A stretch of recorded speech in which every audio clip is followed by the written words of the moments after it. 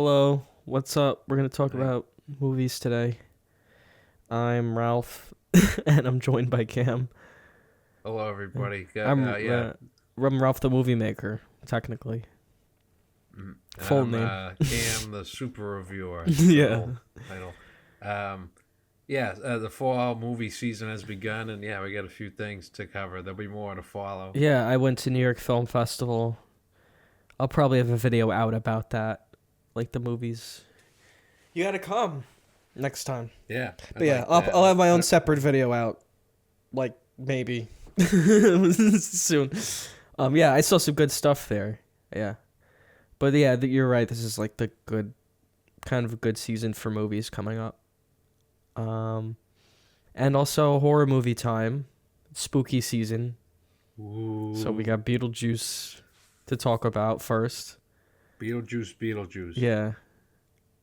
So let's talk about Beetlejuice. Beetlejuice 2024 AD. That's the title, isn't it? Yeah. Mm-hmm. 80. What year was it? 88. That Tim Burton film starring Michael Keaton, Winona Ryder, Alec Baldwin, Gina Davis. Gina Davis, Catherine and O'Hara. yeah, and some of the cast returns, some of them don't. This new one also has Jenna Ortega, Justin Theroux, Willem Dafoe. yeah, Willem Dafoe, small part, Monica Bellucci. Danny So DeVito. some returning people, some not returning, because they're just not. They're canceled or whatever. Jeffrey Jones played the father in the Yeah, first one. Alec Baldwin shot someone. Right, he's got other problems. Yeah, Jeffrey Jones had legal problems with like a child pornography Right. conviction. A lot of big movies, Ferris Bueller and Amadeus. Pederast. Yeah, Yeah, right. But Winona Ryder's doing great. She's at a good point in her career, I think, with Stranger Things, and Michael Keaton's doing really well recently.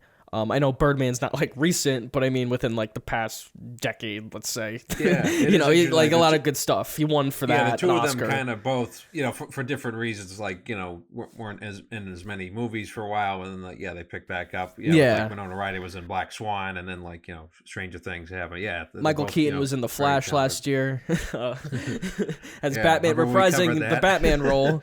Yeah. Yeah. What the guy say? I was just thinking. I was trying to remember what the guy said in that video guy? where Ezra Miller pushed the girl down. Whoa, bro. Yeah. Well, bro. Anyway, that's sorry a for getting horrible distracted there. Thinking about violence. Cancel people. Got a little distracted. For a little context.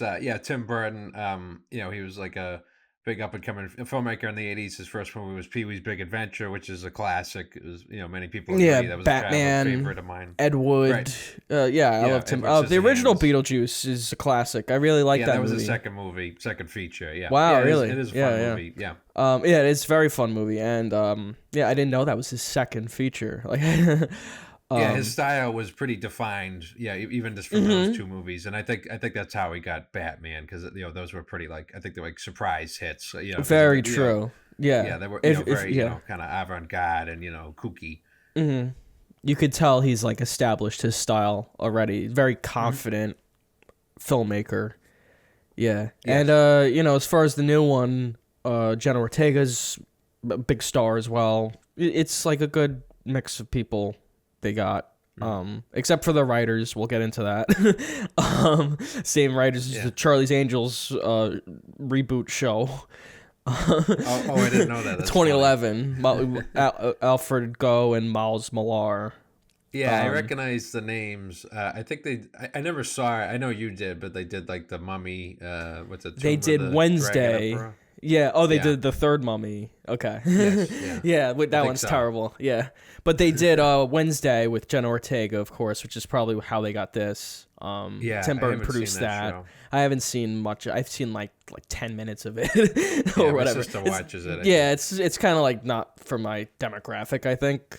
I think Tim Burton directed a couple episodes. Yeah, I think he directed the pilot. Tim Burton as well. He's kind of had a iffy career recently. I think this is one of the better things. I mean, we're going to talk about this. I don't think you're as big a fan of it as I am. I like it. I don't think it's great or anything, but I thought it was safe. I thought it was a fine, safe movie. Yeah. And as far as Tim definitely. Burton's recent stuff, I think it's like he's actually trying a bit with this one. It's much better than like Dark Shadows or the Alice in Wonderland movie he directed. Yeah, I haven't that seen. might be his worst movie. Yeah, it might be. Big Eyes. I haven't seen that. Is that what it's called? Is that his? Yeah, I haven't seen a lot of the more recent stuff. Yeah. Like I think honestly, Alice in Wonderland, I think was the most recent one up until this. Yeah, that I've was a seen. while ago. Yeah, because that was like 2010. Yeah, because he also did. Yeah, he did Big Eyes. Yeah, I didn't see that. There was like Miss Peregrine's Peculiar. Yeah, I Home didn't for see Children. that. Dark Shadows, I didn't like at all. That's Yeah, with Dark Johnny Shadows, Depp. right? Yeah. And the what's the other? I did the Dumbo reboot. It's like Oh yeah, that was, that's right. I didn't see that either. I didn't see that. Yeah. Yeah. Right. So this is like more. It's kind of back in his kind of domain. Wheelhouse, right? Beetle House. Yeah. It's his property that he created, and he's coming back to it, and he's got all the same cast coming back. So yeah, there is like some fun, visual stuff I think going on in this movie. Some cinematography I like, and fun visual ideas I think you see in his movies. So he's got a distinct style, like you said, and it carries over. It's definitely see the talent there. Even if the story isn't great, I think his style kind of carries the movie. And I also enjoyed Michael Keaton in it. I've seen some mixed things about his performance. I thought he was good. I really enjoyed him in it. Yeah, he fits back in into that role. Again, I think you could criticize the writing of the character, but as far as like his performance, he was good.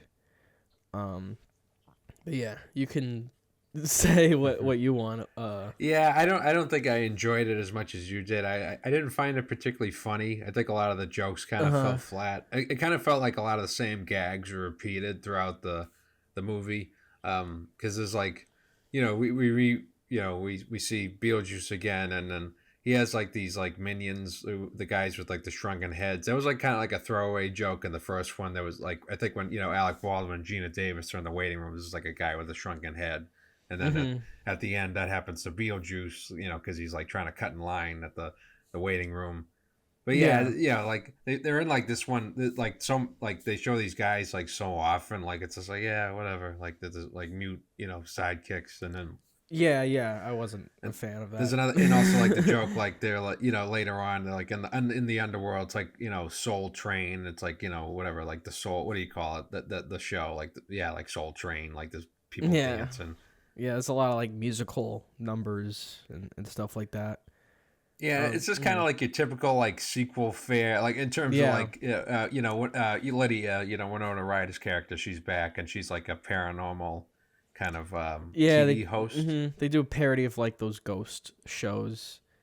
Yeah. I forgot about that at the beginning. Yeah, that part wasn't the best. Wasn't very funny.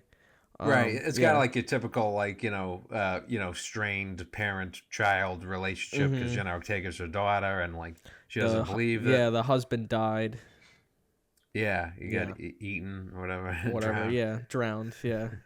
And I can't, what was Jenna Ortega's character's name? I don't remember. Astrid Dietz. Astrid. Yeah, and Astrid. Yeah, right. But she doesn't believe that Lydia could see ghosts, but then later on she realizes the truth. And then Catherine O'Hara's there. She's like kind of wasted in the film. I didn't think she was great in it, honestly. No, and she's a very funny actor, as we know from Home Alone and all these other After Hours, all these other movies. Her presence seemed very forced. Yeah. As did Willem Dafoe, who's basically a pointless character, I think.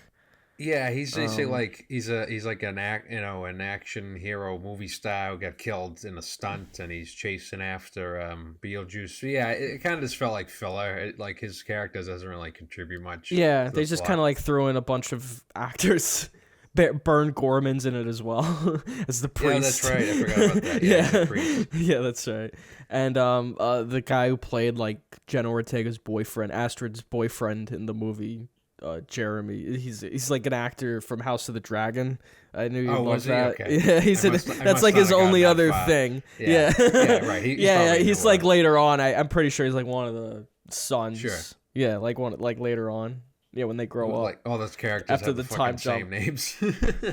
Monica Bellucci's in it. Yeah, this is his wife. Yeah, his wife. I don't know if they're married, but yeah, they were getting married. I think. Yeah, okay. we're going to, right, or something like that. I wasn't invited. No. And then he killed her. I think was it. Like they were gonna get married or something, where they just got married and then he killed her. Oh, you talking about the movie? I thought you meant in real life. Yeah, because Tim Burton is with Monica Bellucci. Okay, that's right. That's right. I was confused. Oh yeah, I meant.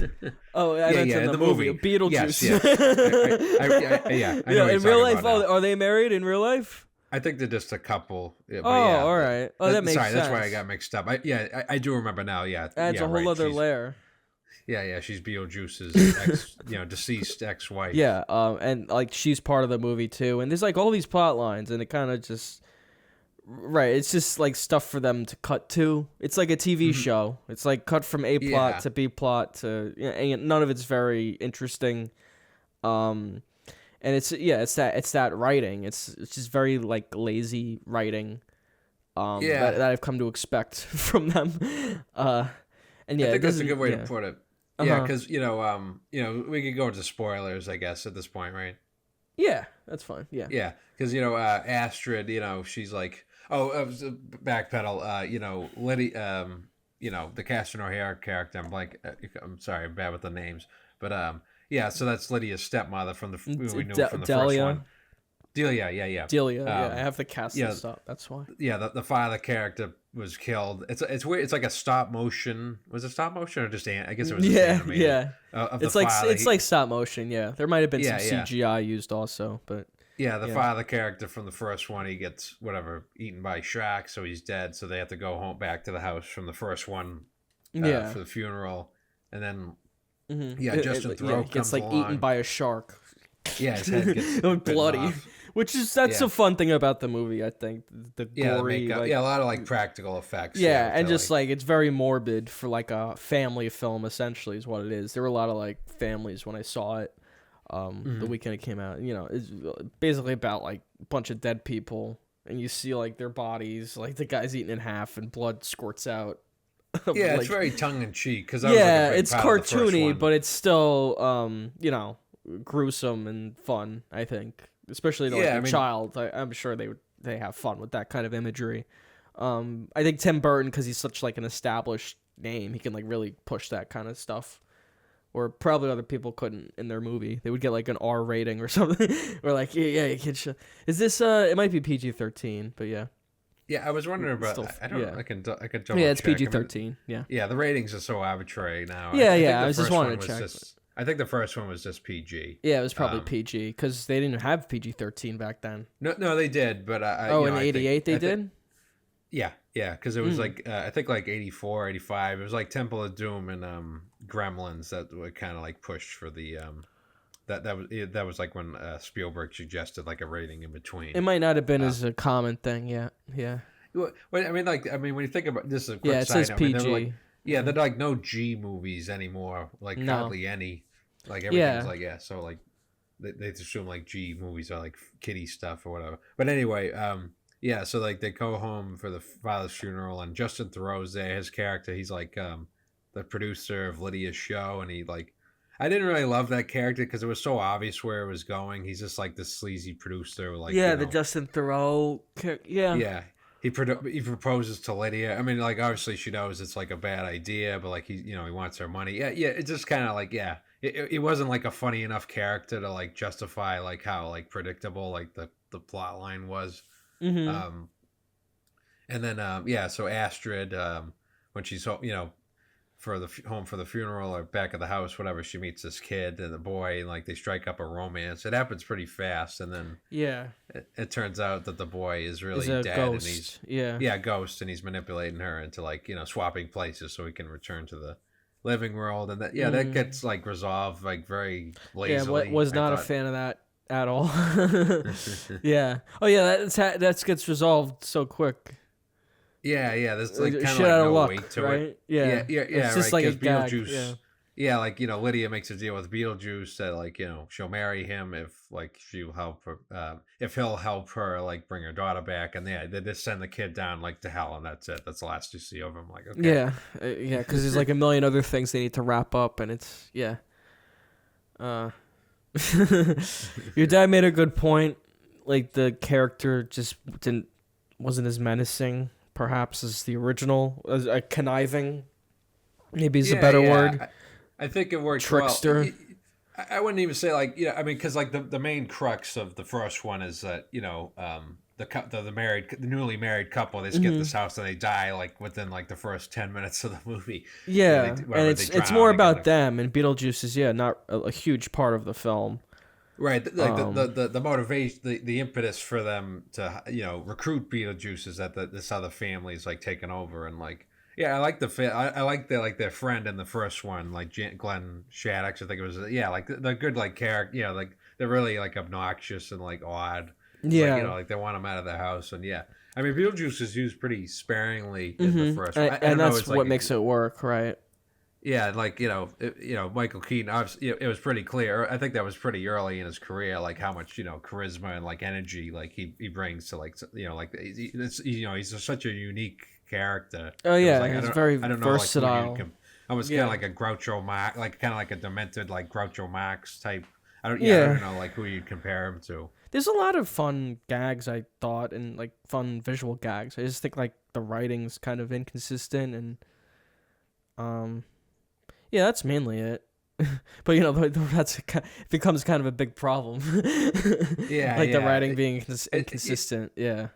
It feels thin, like even though like it's not like Jonah Hex short, obviously, but it's like an hour 45 minutes. But like I said, it's very safe, and it doesn't amount to much. We like to reward movies that are more challenging and take risks, and this movie didn't take risks necessarily. No, not really. It just gave you what you wanted, which is not a bad thing. I thought it was, like I said, for Tim Burton movie, modern day Tim Burton movie, this is pretty good actually.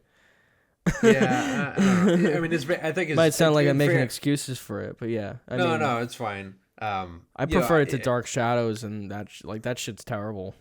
I think I haven't seen all of his more recent stuff. I think the last movie of his that I really liked was Sweeney Todd. Yeah, that was a really good movie. Yeah, but it's been a while. Right. Yeah, that was like at least 15 years ago, I think. I never saw Big Fish. That's like another big one of his. I didn't watch that. Yeah, that was another like more recent one. Or relatively, it was like 20 years ago. No, I'm confusing it with Big Eyes. Yeah, Big Eye. Yeah, right. Big. He does a lot of big movies. Big Eyes, Big Fish.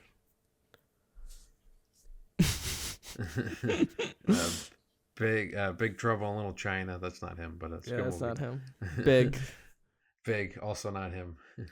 There've been a lot of these like kind of like legacy sequels, like Blade and follow-ups. It's like one of those. Yeah. I mean, some are better than others. But yeah, I think it's better one. I do. What? Just like a lot of them, like I don't know, Terminator Genesis. Like some of them I hate. Matrix, Resurrections. That was shitty. Like I think this was a bit better than that. Probably, yeah. For a legacy sequel and for a Tim Burton movie, like I feel like this movie has a lot of things working against it, and I was actually like, oh, that was entertaining. Wow. It made $400 million worldwide. Yeah, it's doing that's pretty about well. what I expected. Yeah, I knew it would do well. Much it was fucking packed when I saw it. Yeah, it has no competition really, and it's a family movie, and it's brand recognition, and Michael Keaton and Jenna Ortega and Winona Ryder. My buddy Mike Keaton. Yeah, my buddy Mike. Yeah, Joe Piscopo. He's not in it. Had a ball doing those movies with Mike Keaton, and worked with Danny DeVito again, the great Danny DeVito. But yeah, I just thought it was enjoyable enough. I wasn't looking for anything but like an entertaining movie. It's definitely not as good as the first one. No, and I agree. I agree with a lot of your criticisms, actually. Sure. I think we mentioned last time, like the best legacy sequels, like Fury Road and Creed and like Top Gun Maverick. They focus on telling new this stories. is like the original creator coming back, like Tim Burton. Sure. This is a Tim Burton film, to be fair, and I'm sure he oversaw the script and gave the green light, and they got like Michael Keaton back and the big players. So yeah, it's like it is like Fury Road. In that way, not nearly as good, but like it's at least like respectful to the original. It doesn't feel like tasteless. No, I wouldn't say that. I think I was more just kind of like underwhelmed. Yeah, that I can definitely get. I can see that. Sorry. I read some criticism that like the movie, it kind of had like a washed out look, this one. I think especially compared to the first one, like it wasn't like as colorful. Yeah, I think that's just like, yeah, people had more talent back then. Like people actually like, knew, like people in Hollywood actually like knew how to film something and make it look good. Yeah. It's all like digital shit now, It's all like it's probably like, they shoot like Netflix. Like I watched that sorry to sidetrack that Nicole Kidman Joey King movie, Family Affair. Zac Efron. Yeah. It's like a Netflix movie. It literally looks like a TV show. Like it looks so like digital, clean. Yeah, sterile. Right, that's like a good word for it. And it's like that's how everything is shot now. And it's technically better, but it's missing like that. In the 80s, like they shot on film and they lit. Yeah. They knew how to light it, and they knew how to build sets that match the lighting. It's just like, that talent is gone. Like those people are gone. They all retired. And now you just got a bunch of hacks working in. I get what you say. I think something like, I saw the TV glow. I think that has a good job of like kind of recreating like a retro all those talented people like go work for A24. Like Neon. But that exactly like Neon, right? And then I know you. They like shoot like Beetlejuice with like the Netflix cameras they filmed Wednesday with, and A Family Affair, and you get that look. I was just gonna say, I know you haven't seen it yet, but The Substance, that's a great, horror comedy that's out now. I think that's a better movie, and I think it has a cool look to it. It's very like stylized, right? But like what Beetlejuice has is like it's the family movie basically. Yeah, right. You can't take little Timmy and Sally to go see The Substance, unless you want to traumatize them. Little Biff, and Maisie. Yeah. Just had to give the kids different names. Well, it sounds kind of like old timey the way you say, take little Timmy and Sally with their pigtails. Timmy's got his, whatever. Biff is a more modern name. Timmy Burton. Timmy's a fine name. Mm-hmm. Yeah. So Beetlejuice, I would give Beetlejuice, I'd give it a 6 out of 10 or like 3 stars. Yeah, I'd give it like a 4 or 5. I don't really recommend it to be. I didn't really dig it. I was just kind of like, That's fine. Mm-hmm. I'm more generous on it. You're wrong. No, I'm kidding. Yeah, I thought it was a fun time at the movies. Hate me. See The Substance. A better family movie that's out now is The Wild Robot. That one I do recommend. That's a good time. That's probably better. But right, and see the first one if you haven't. It's a fun time. A good Halloween movie. Yeah, definitely see the first Beetlejuice if you haven't. That's a banger. Tim Burton classic. He's got a lot of classics. Yeah, he could be kind of all over the place. But it's not my favorite Tim Burton movie or anything, but it's definitely I enjoyed it. He's got like Ed Wood is fucking great. Yeah, that's one of his best movies. Yeah, for sure. Ed Wood and Scissorhands. Yeah, Pee Wee is great. Like I love Pee Wee. I like his his 2 Batman movies. A lot of good stuff. Mm-hmm. Yeah, I even like the second Batman movie. I definitely prefer the first one. The first one's great. I like the second one as a kid, like because it was so weird. Like I liked how like bonkers, especially for like a studio superhero movie. Yeah, I mean there weren't as many then, obviously. But first one's just like a better movie, I think. I mean, debatable. I think. I think the first one's definitely more like accessible. Got Nicholson. That was the first time I ever thought about like billing because Nicholson's name is before Michael Keaton. Obviously, he was a bigger name, and so I'm like, oh, why is his name first? He's the bad guy in the movie. Yeah, I didn't really think. I just assumed it was an order of like big, important character. Yeah, but it's probably like that contracts thing. Yeah, right. He made buckets of money off of that, but that's like with Superman, the first one, like Brando and Gene Hackman are built above Christopher Reeve, even though he's the main character. But there's just bigger like stars. Thank you all for coming to this special occasion, but right now we'd like a little privacy.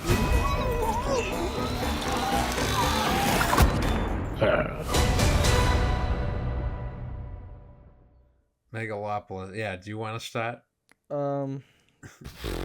All right, you put it on me. I see how it. I mean, I can if you want. Just I was just trying to be describe the courteous. story. I see what you did. You described Beetlejuice, so now I have to describe this shit. Describe the story, which there is no story. So what is there to describe about Megalopolis?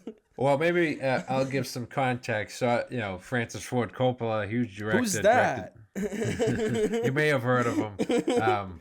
He made directed The Godfather. My favorite movie. Probably my favorite movie too. Yeah, Probably the greatest movie ever made, arguably, other than 2001. They're both and pretty, Apocalypse Now, which he also directed. and Godfather Part 2. Yeah, and those are all, Godfather like, Part 2. top 20 movies. So three of his films are the top, right? Probably top 10. And Conversation would rank pretty highly. That's in a great list, movie too. Right. Yeah. And I haven't seen his Dracula film. I've been saving it for Halloween time, so I'm probably gonna watch it soon. But I heard it's really good. Yeah. Rumblefish, that's a good movie. I just saw of his recently. Those films are. It's a long time ago he's made those films, especially Godfather. Yeah. But they're so iconic, and right. I mean, like the Godfather movies, the first two are like 50 something years old now, and they still get played. It's kind of like the best of both worlds because they're very arty and thoughtful, but they're also like very accessible. Anybody can watch them. They're very put like them on. straightforward as far as the story goes. Yeah, You can great follow the characters. It's not like a Eraserhead or anything. Well, but which is a great movie in its own right. But it's more made. out there. Yeah. I mean, we can talk about the Godfather, he's obviously known for that. Built a whole industry on his name. His family were all anyone. Right, his daughters. His Sophia's daughters. a great director. Yeah, but even his distant family, Nicolas Cage and His Jason nephew. Schwartzman is in the film. Yeah, another nephew. Yeah. And this film's got a big cast as well. Adam Driver, as well as a lot of people you probably haven't seen in a while. Dustin Hoffman. John Voight. Shia LaBeouf. Yeah, John Voight. Yeah.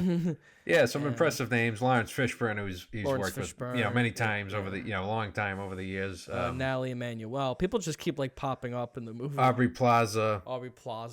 Yeah. Yeah, who else? A couple other people. Yeah, there's a couple other people too. James Remar, Talia Shire, his sister, who's in the Godfather movies and the Rocky movies. Yeah, a lot of people and Giancarlo Esposito. Giancarlo Esposito. Yeah, as like the mayor. Right. It's an American zoetrope movie. Also, like they right. That's his production company. That's like the that he made with George Lucas in the 70s. Yeah, they're good friends. Right. Yeah, they're good friends. Or he what is George Lucas's involvement? I think he created it with him, or I'm not sure. Something. Yeah. I mean, they've worked. I know like Coppola was involved with getting American Graffiti like off the ground. I think. He might have been a producer on it actually. American Zoetrope is him and their peers. Yeah. Mm-hmm. He's but American Zoetrope's been making movies too, and like this is kind of like a big same with Francis Ford Coppola. He's been directing films, for a while, like even the past decade or years. Like the past few years, he's had films come out and stuff. It's just no one watches them because they're not very good. I always mention Twixt is one. I haven't even seen all. Like with Elle Fanning and Val Kilmer. It's like what was the other one? Tetro. Oh yeah, I haven't even seen that one, but like, right? Yeah, they're got like more pretty like amateur hour kind of shit. Yeah, his movies definitely got like more like kind of like obscure and naughty. Unlike Scorsese, he's like not that everybody could be Scorsese, but his output's been more like consistent, way more consistent, right? Where like he's still banging out, like he's 80 something years old and he just directed Killers of the Flower Moon, which that's a fucking great the movie. Irishman, ton of great stuff. Yeah, but like he just did that. He's been Scorsese's been way more consistent. Francis Ford Coppola hasn't really made anything since like the 70s and 80s, but those hits. Well, there's like Dracula, some big stuff here and there. Which I haven't seen yet, but like the stuff he's made that is so good, like has held his career over. Like it's held his like name like in still high esteem, basically. And this is like the first big movie I think a lot of people have seen of his in a while. Not that it did well, but no, it's not doing well at all. Yeah, but it's very divided. That the whole thing about this movie is like some people think it's like a masterpiece and it's just misunderstood. Right. And whatever. But some people say, oh, it's terrible and it's, it doesn't make any sense or whatever. And it's supposed to be controversial. It's supposed to get like that emotion out of you. But really the movie's just a piece of shit. And that's why it's so difficult to have a conversation about it, because when you just say it's a piece of shit, people say, oh, well, it's meant to be this way or that way. It's meant to be incomprehensible and, not have a story and have all these things that you expect to see when you watch a movie, like a story and a plot and the characters. And this movie's like, let's just do away with all that because that stuff is lame, or, we want to make an art film, but the movie doesn't have anything to say. That's why it's so difficult. It's not very clear. No, if there is, that's what it's just. It's hard to understand what it's saying. There's no angle at which you can approach it. It's just completely unapproachable, like as impenetrable. A film. Yeah, it just doesn't make any sense at all. I mean, I guess there are some none. I mean, there are some relatively coherent story threads scattered throughout, but it's always very busy, and it's always in that minor key kind of. I think with it's more, in a way that feels amateurish and just nonsensical. Sure. In a way that like we say sometimes it can be edited in any order. This is like a movie that feels that way. It can be edited in any order and it wouldn't matter. Like the scenes, it just doesn't really matter anything. Right. Yeah. It's very frustrating. I could see that. Yeah, because it is kind of inscrutable. Not that obviously we've seen. You and I collectively seen thousands of movies. Not everything has to be Free Guy, whatever. Just boilerplate. And again, that's what's so frustrating. We've seen a lot of good movies. We've seen movies that are doing what this movie is trying to do and succeeding. And I just I went to the New York Film Festival. I just watched all these great movies, and to see this, it's it's just not up to par. It's not up to snuff with what you expect from a great film, these days. It's just not. It feels out of touch. Made by a great filmmaker. Yeah. It feels out of touch. It just the message of it is again, you don't know what the message of it is. I guess part of it because it's in the title, Megalopolis, a fable. I don't know if it's kind of the fable thing's fucking stupid too. I hate that. Right? Yeah, semi autobiographical, kind of a complicated genius that others don't understand. That's kind of the Caesar, the Adam Driver character. I think that's a big part of it. Comparing ancient Rome to modern day, or whatever it's New Yeah. Rome, which it's just New York City. They say it's New Rome. But it's just New York City. And there's clear monuments throughout. That's it's just New York City. Okay. But yeah. Anyway, it follows these two characters. I guess Giancarlo Esposito and Adam Driver, sort of, are the main. I guess Adam Driver's the main character, but Giancarlo Esposito is the mayor of the city. Yeah, and he's oppressive, and whatever, wants to rule everything. Everything needs rules, or I don't know, some shit like that. Generic, oppressive. He's more conservative. Whatever. And then Adam Driver is the artiste. He's a genius. He wants to build this thing, Megalopolis, which is just this futuristic park or whatever. But he's kind of full of himself and crazy or whatever. And then there's this whole thing where it's like Rome. It's comparing it to the fall of Rome and how it's similar. I guess he's saying it's the fall of America now. It's similar sort of what happened in Rome is what's happening now. The collapse of society and whatever. Ideological differences causing class great structure strife. Degrading, and the poor are angry and they want to rise up against the rich and all these messages. But again, it's you have seen this shit. Yeah, you've seen this shit in a million movies before. It's very obvious. It's very corny. You get all of that from the trailer. You get all of that from just describing the movie, and it's like 2.5 hours long. So that just doesn't work for me. I don't think it's much deeper than that. I seriously don't.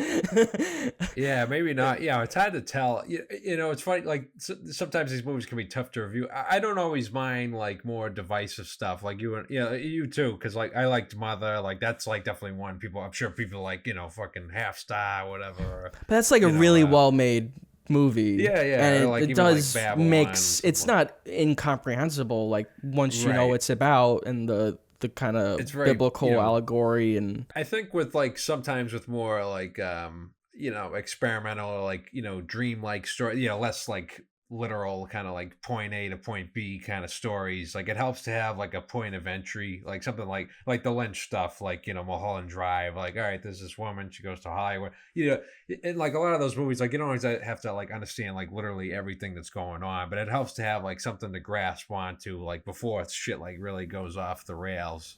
Yeah, Beau is Afraid is like a crazy movie, but yeah, something like that. I think it's pretty entertaining as well. Like it's funny, it's got good central performance, and you could follow it, somewhat. Yeah, it gets pretty crazy. Yeah, but it is a bit more kind of I don't know if grounded's the right word.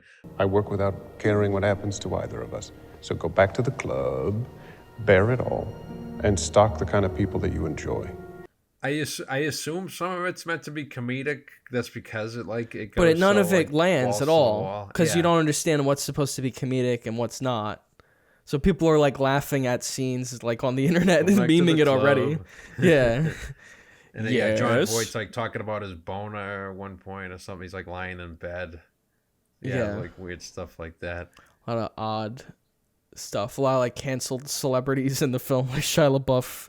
This is Shia LaBeouf going around in a dress. He is terrible in this movie. He's just got like characters crazy.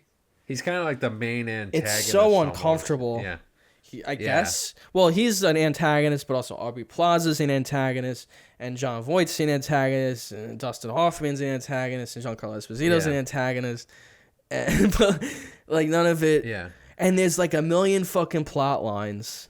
There's the pop singer who is in a sex tape or something. I don't know if that was like face photoshopped or not. Yeah, I guess she was singing a song about like purity and like virginity or whatever, but then like there's like a sex tape because it's like they're at like a I don't know, like a concert almost, like a festival type thing, and then like they play a video. It's like it seems like she's having sex with Caesar, like Adam Driver's character, but like it's like his face was imposed. Like, like there's so much going on. It's kind of it makes and then she becomes like an edgy singer, and there's like this terrible fire effect that looks super cheap. And then people say, "Oh, it's supposed to be cheap because it's supposed to look like a cheap music video." And then you're like, fine. Right. What's the point of even arguing? Like, if you like the movie, no matter what's even the fucking point of like arguing? And then there's like another plot line. Adam Driver's wife was killed, and he was blamed for the murder, but he didn't do the murder, and Giancarlo Esposito knows it. But he doesn't want to say anything because it incriminates Dustin Hoffman. But then when Dustin Hoffman passes away later on in the film, gets killed, then he reveals the information about his wife. It writes him a letter. And it's just like, what the fuck is any of this?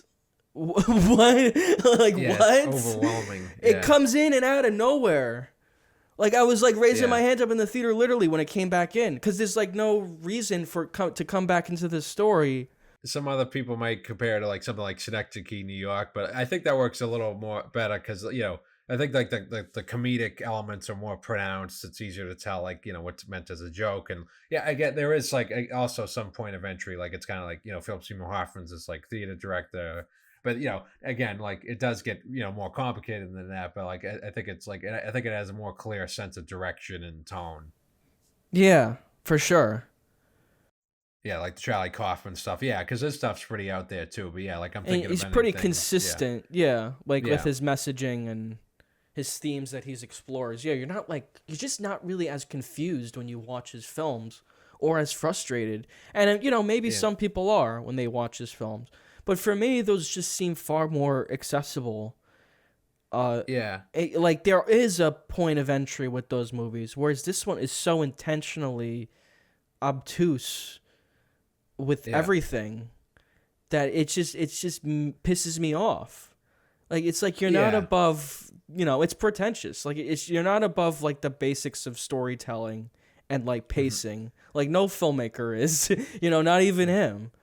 Yeah.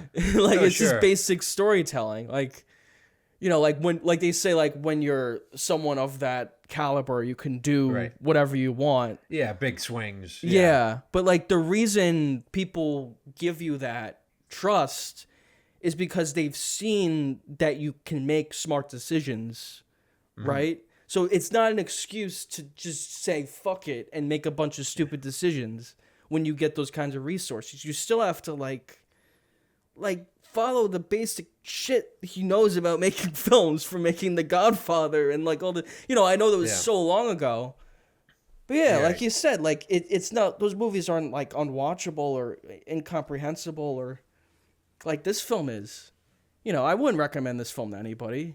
It's terrible. I it's really not entertaining. Like like the Sardonicast audience or whatever, like those guys didn't like it, but I'm like, I wouldn't recommend it to that audience for sure. Like compared to like some of the films we've talked about on there, like Eternal Sunshine or whatever. It's much more like something like Southland Tales, honestly. Which I still haven't seen, but I remember when you guys talked about it. Yeah, just like a confusing failure. Yeah, well, I like Alex's review of Megalopolis. It's just like, basically it was like, why should I care about anything? Right, yeah. And that's true. It's why should you care about anything? Like none of it's real. It's all like a metaphor, whatever.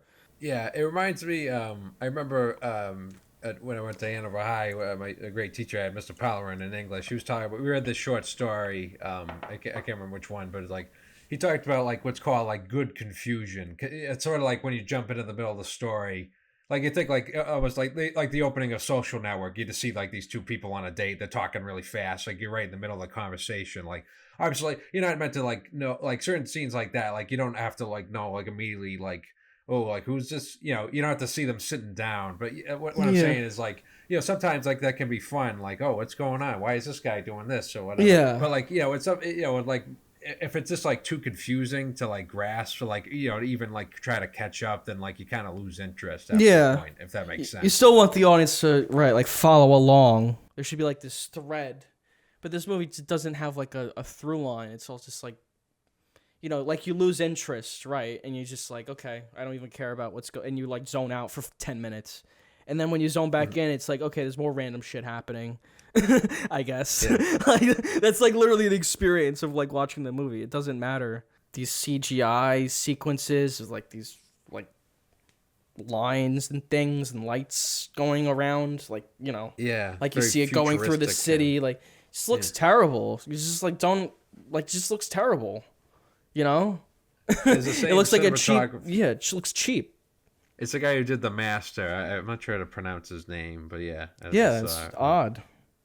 And then later on, I thought it was like one of the better parts. It was like when Caesar gets like shot, like it's an assassination attempt by some kid. Like he comes up to his limo and shoots him, and then his eye gets knocked out, and like he has this because he's like an inventor, architect, whatever. It's like this material. What was it called? It's like megala something. Megalopolis material. It's just like material, like, it can make like a cast for a dog's leg or whatever. It's like vague, like kind of like gray stuff. And then like he puts it on his, he gets shot in the eye, so he puts it on his face. And it makes, very interesting imagery. Yeah. Mm-hmm. And like, not all that imagery is terrible. Honestly, some of it's fine. People are making fun of it, but like, if it was in an A24 movie, they probably wouldn't laugh at it as much. But it kind of goes along with the whole meme thing. Yeah, sorry. Yeah, it is very memeable. It's fine. I like the look of like this. Maybe you disagree because the sequences when he was like tripping out on drugs, just because it was like so like. Yeah, that was okay. I meant more like the CGI in certain parts. Yeah, sure. Yeah, like the Yeah, a lot of, like, green the screen. statues falling over that looked like fake as fuck. And what was even the point of that? You know, like the statue that came to life at that part was he's driving down the road. Oh yeah, right. Yeah, yes. Yeah, Yeah. it's like what even like they put in the trailer. It's like what the fuck's even the point of that at all? There was also the trailer with the a lot of people heard the trailer with like the fake critics quotes. So yeah, that was funny. Oh yeah, that's another just. This movie was very poorly marketed. Very poorly marketed. Yeah, that probably doesn't help. They were building hype for a bit, like, oh, it's controversial, whatever, premiered at Cannes, and right, or did it? It might have shown at Cannes. I think so. I think it got like a standing ovation, which they give a standing ovation to fucking. Doesn't like every everything. movie get a standing it's ovation? fucking 10-minute standing ovation every fucking movie. So that's not a good gauge of anything.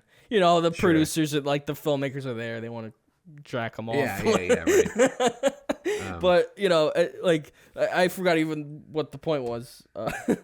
Marketing. Yeah, like the trailer, right? That trailer came Yeah. out, and basically just to describe what happened. Like it's this trailer where it starts with critic quotes of like The Godfather and Apocalypse Now and Dracula, all these movies that he directed that are like great, and then like basically at the time critics gave them poor reviews. Yeah, misunderstood. Yeah, like a quote from like Rex Reed. Like Yeah, this it was movie, like dog The shit. Godfather is trash, which these But they people were never fake said quotes. this at all. Yeah, right. Yeah. That's like the big thing. It's like totally misquoting these people. But they're trying to prove the point that look, when these movies came out, critics shit on them and said they were bad. Right, But, like a lot of Kubrick Megalopolis, movies, People are yeah, gonna like say that people about did, this yeah. movie, but in the future, you know, it's gonna be revered as this classic masterpiece. You know, it's you know, it's very scummy to misquote critics who are. I mean, did they think people wouldn't notice? I mean, it's not like nobody's. It's like fucking Rex the Reed. internet. Like, yeah. Roger Ebert. Yeah. Yeah, I don't think Roger Ebert was in. That would have been a little too much. But like, they got some like people. They might have been Richard I think Roper. Pauline Kael or something. Yeah, they Yeah. got like exactly. Like you can't do that. It's like the New York Times or whatever. I'll be honest. I don't even know if I've ever read a Rex Reed review. Yeah, Read a Rex Reed review. might not A lot even of ass. written any reviews. But like that trailer got removed, so you can only Yeah. watch it like re-uploaded now. Right. Which that's but yeah, what was even the point of doing that at all? It's so embarrassing. I don't even know.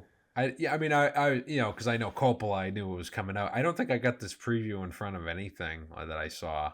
At least I don't remember. No, I Did don't you? think so. It, Yeah, no, so like it was on his they didn't promote it that much. YouTube channel. Yeah. Right, yeah, but it wasn't like, oh, like, you know, for general audiences, like, Yeah. oh, it's Megalopolis, like, you know, Well, they probably the- didn't even yeah. know much about it. He's been trying to get this movie made for something like 40 years, maybe Yeah, more, something maybe like more that. like 20. Decades. Yeah, like Yeah. actively trying to get it made for like 20. Like financing and like I think it's like $120 million budget, something like that, that's fucking insane for this. It does not look like Yeah. $100 million movie at all. You know, Synecdoche, New York looks better than this movie. And, Sure, yeah. yeah. I've heard, you know, I think people have compared it to The Room and stuff of like, you know, Neil Breen. Breen's Yeah, movies. there's some like Neil Breen had like $100 million or something to make a movie. Yeah, something like that. But yeah, like Tommy Wiseau as well. Which, you know, that's not a good comparison. Like the guy directed The Godfather. Yeah, comparing it to The Room, it's like the worst movie ever. Funny though. Yeah, and then, you know, like the trailer after that, like the bad quotes or whatever. Like they could have just started the trailer there, you know, but they didn't do that. I don't know why. You could have just had a normal trailer. Yeah. And it's like Lawrence Fishburne's talking over like the trailer. Yeah, he's the narrator. Yeah. Yeah. But like even in the trailer, he's the narrator. Like Francis Ford Coppola has always been a mastermind. There were some like mega gags mind. with, yeah, Megamind. Yeah. Yeah. There were some gags. Yeah, Megamind's probably better. I like Megamind. I haven't seen let's- Megamind in a while, but people say Yeah, it's it's a good. good movie. You know, they're like gags. The Lawrence Fishburne character, he's like an advisor to like, you know, Caesar. He's like his driver, whatever, valet. and like he narrates throughout, but like at other points, like it's almost like an inner monologue because he's narrating and then he talks. Like it's just an extra layer of like convoluted, stuff. Aubrey like Plaza in the movie was bad. I thought she was. Is that? I didn't think she was bad. I'd like to see her do over more. The top.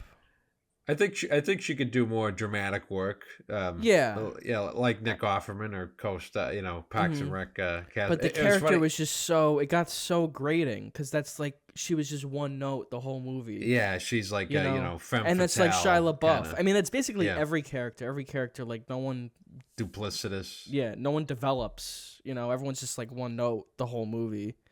Well, I guess whatever. Adam Driver. Natalie Emmanuel. They form a romance. Like she's the mayor's They're daughter. walking on the beams. Yeah, right. Or whatever. Yeah. Ugh. That wasn't. I didn't think that was a bad corny. shot. It is corny. It's so corny. Do you remember like they were doing like patty cake in bed or whatever? They were clapping. That was kooky. Bizarre. There were a lot of bizarre scenes. I just can't like remember them all because there were one. Yeah, I mentioned the John Voight. That there was like Aubrey Plaza's character. She was kind of. I guess it was implying like her and Caesar had a romance at one point, like an affair, but that was ending, and then. She was kind of they're like getting canoodling in bed, and she's like you're so anal and I'm so oral. It was something like that, like a really weird line. It was also funny later on. She yells at a character named Jerry. I don't know if that's like a Parks and Rec reference because in the show like she's always like I don't know shitting on the guy named Jerry. Maybe. I thought that was funny. Maybe Jason Schwartzman like he doesn't do anything in the movie. He like carries the mayor's coat. Like that's like the only thing he does. It's like shocking. Yeah, especially because he's a good actor. I mean, we see it's not just like fantastic actor. It's not like he's just some. He's Nepo like baby, in all those like, Wes Anderson movies is like the lead. Yeah, he's been the lead in. I just saw him in that Luca Guadagnino Guadagnino movie, Queer, which isn't out. Yeah. But like he's fantastic in that movie. He's so good. It was a completely transformative role in that. Like he wears like this fat suit. I think he must wear fat suits. He's got like this big beard. You can't even tell it's him. And this movie is just like, yes, sir. And then it's like 10 seconds, and then he's on in the movie for an hour and a half. It's fucking insane. I liked him as Mr. Fox's son there, and Fantastic Mr. Fox. Very. It's funny. almost like Oppenheimer. They just like had to bring in a bunch of actors. Like, like Rami cast. Malek's in it, but he doesn't show up for like an hour and a half, and then. But again, that was good actually. In that one. Roderick from Diary of a Wimpy Kid. But right. Yeah, like that's a good Oppenheimer, example actually, because like that's such an epic film. It says so much scale so many characters to it, but it's still like it makes sense. Like you can really follow it. Yeah, and that's like the art. Like don't be so up your ass. Like make the movie like watchable for like normal people. That's like like the feat of Oppenheimer and like Nolan and stuff like that. Like I'm sure Oppenheimer, like like Nolan. I'm sure he would count Coppola as an influence, something like Apocalypse Now, like that's like a big grand epic. That was a very chaotic production, but like it's so like engaging. Oh yeah, just, like, I have so much respect for Francis Ford Coppola, as a filmmaker.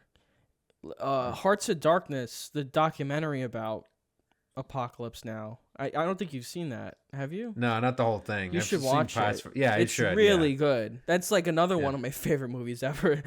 Which he didn't direct it, but it's it like, was his wife Eleanor, who just passed away earlier this year. Yeah, Megalopolis is dedicated to her. Yeah. Exactly. Yeah. And but that movie was a fucking shit show. Like a total like nightmare to make. Like literally so long. Sheen had a heart attack. Recasting, and Marlon Brando's going insane, and Dennis Hopper's fucking hopped up. They're in the jungle. It's fucking hot, and like the filming took way too long. There's like a million stories, They didn't have any dailies or whatever. They were just filming shit. Yeah. It was like, at some point they didn't have a script. Marlon Brando was like ranting to himself for a week, and they were filming it. Brilliant. But it was very, It's just like crazy production, like no other movie like ever like making it. So of course I have respect for like any filmmaker who goes through that shit, of course. And the movie came out great too. Yeah, it's a masterpiece. You know, that's like part of why it's a masterpiece, because those people actually lived in the jungle and knew, like, you know, what works about it. But like, you know, to talk about Megalopolis, like, there's nothing here.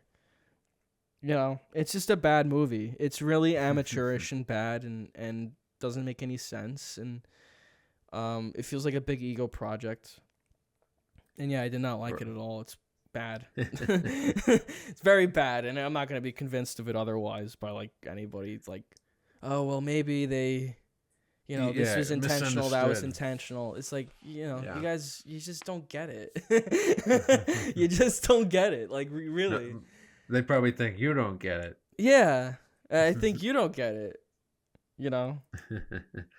Yeah. Yeah. Natalie Emmanuel is lovely. Maybe she'll be in some more movies. I haven't seen her much besides like Game of Thrones or you know, the Fast and the Furious movies. But yeah, she could do more stuff. Yeah, there's like a lot of actors here who want to like break out of, I guess, their typecast. Yeah. Like Aubrey Plaza. But yeah, like, they're fine. They're not bad. Like, Adam Driver's not. I mean, he's got some moments in it that are like weird, but no, he's a very good actor. You know, he's a good actor. Yeah, I liked him. I actually liked him in Ferrari. Yeah, I like him in a lot of stuff. You know, Silence and Logan Lucky, all this stuff. Marriage Story. He's worked with basically like every big director, like the classic guys. Scorsese, Soderbergh, Coen Brothers, Coppola now, and Michael Mann. Ridley Scott, Ridley Scott, yeah. So he's just like, you know, checking them all off. Married a Gucci, yeah. So like, good for. I don't begrudge anyone for like being in the movie and wanting to be in it. No. I watched the movie. I humored it. I watched the whole thing, but like humoring a movie and actually recommending it to people and saying it's entertaining, like, that was a good entertaining movie. That's a different story, because this isn't an entertaining movie at all. Sure. I think you can forgive a lot if you enjoyed yourself, even if, like, you know, the movie like is like almost like incomprehensible to you. But yeah, like, there's a very small audience of people I think would actually appreciate this movie. Well, the audience itself is small. I mean, like, I was the only one in the theater. Yeah, it was like a couple people there. One dude next to me fucking snoring, man, loud. I had to wake him up twice, like 15 minutes into the movie. I'm like, dude, you're snoring. Yeah. It's like, why are you even in here? But you know, it's I don't blame him. Yeah, you know? I saw it last Friday at 12:30. In fairness, I wouldn't expect that to be like the busiest time of day for the movies, but yeah, it was pretty dead. Yeah. The janitor was waiting. I'm like, it's just me, man. You can go in and clean up. As long as it's a clean up. Yeah. No snoring, guys. Yeah, dude, sleep. It was so loud. Entitles me? Yes. Entitles me? Yes. Entitles me? Yes. I think it made like $2 million like the opening weekend. Oh, it's bombing hard, man. Oh my gosh. And like, people, he doesn't care. He probably cares a little bit. I would think so. It's a big passion project. I will say it is not the worst movie I've seen in the past week, because I saw Joker. Joker 2 is probably worse. Oh, that looks Joker fuck all poo-poo. you people. Fuck all of you. That movie fucking sucks. You're vindicated. I feel so. I'm ecstatic that movie is a fucking piece of shit and it's bombing, and the audience for it hates it. Good, fuck all you. Really, because like the first one, I was right. Like, the first one's just a ripoff of Taxi Driver, and then they didn't know what to do with the sequels. They didn't know, King of Comedy with much better movies, and so they didn't know what to do with the sequel. So they just, I don't know, they made a musical. They ripped off La La Land. It's like a movie at odds with I mentioned Sweeney Todd earlier. It seems like it's kind of going for that vibe, but like the musical sequences don't really fit with Todd like the Phillips rest of the movie. Is a fucking hack. It's not even funny. He's a fucking Coppola hack. gave Todd Phillips a shout out. Neither movie's doing very well. They help each other out. What's the mega jokeless? It's like a Barbenheimer. That's the new thing, mega jokeless. They came out like a week apart. Suck my dick. Yeah, see the substance in the wild robot instead. Those are better options. Yeah. Yeah. Maybe I'll even see Joker too, just so we can shit on it. Because, like, Oh, you know, I man, had no yeah. interest in seeing it because I'm like, fuck that. But Yeah, it was like a now proxy. everyone's like, yeah, everyone's like, no, dude, it fucking sucks. Everyone's sending me articles. It fucking sucks. You know, it's bombing, people walking Yeah. out. I'm planning on reviewing it. Yeah, it's a slog. Like, good. Fuck you. You guys deserve a shit movie. Yeah, so Really funny. That's really funny. Yep. All right. Well, I guess What- that's what would- all for today. What would you even rate Megalopolis? I don't even know. I Yeah, have no as far as a idea. rating, I don't know. It kind of defies a rating, but Yeah, it, we it don't wouldn't have be to rate anything it, yeah. high. No. Yeah, it wouldn't be mean- anything high. It would I don't like a 3 out of 10.